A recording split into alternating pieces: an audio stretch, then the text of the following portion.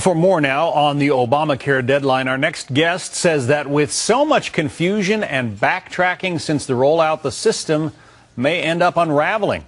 Nina Easton is senior editor and Washington columnist at Fortune magazine. She's also the co-chair of Fortune's Most Powerful Women Summit, also a Fox News contributor. Good morning to you, Nina. Hey, John. So we've got deadline day today. How's the whole thing looking? If you step back and take the world view of Obamacare, what do you see? And it is important, John, to step back. And this is not where the White House thought they were going to be on December 23rd.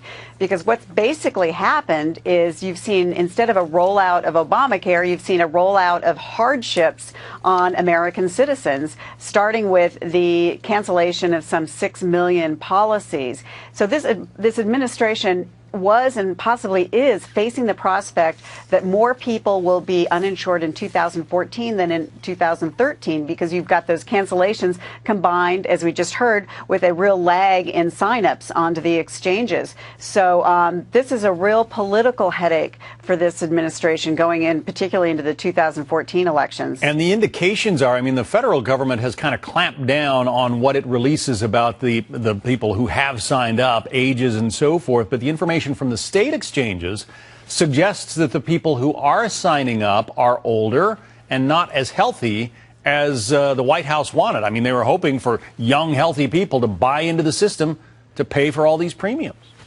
Yeah, those are the reports we're hearing now, that it's older, sicker people, which is not a surprise. I mean, who else is going to go through all the problems that were set up with this website, all the IT, the technical problems, and also the fears that are still out there about whether your data is actually secure. There were stories, of course, not long ago about people's Social Security numbers and their personal information getting out and getting into the wrong hands.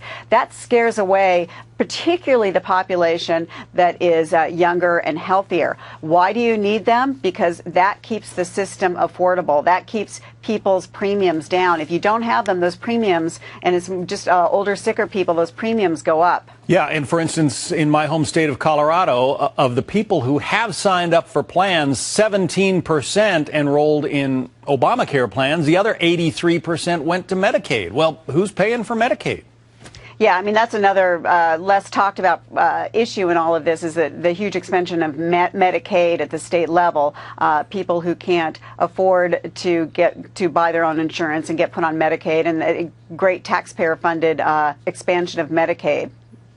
And that's going to, come back to the taxpayers eventually. So there's going to be sticker shock for some people who are buying these private plans, and sticker shock for taxpayers who are suddenly going to be facing the bill of huge numbers, millions of people enrolled in Medicaid on a state-by-state basis.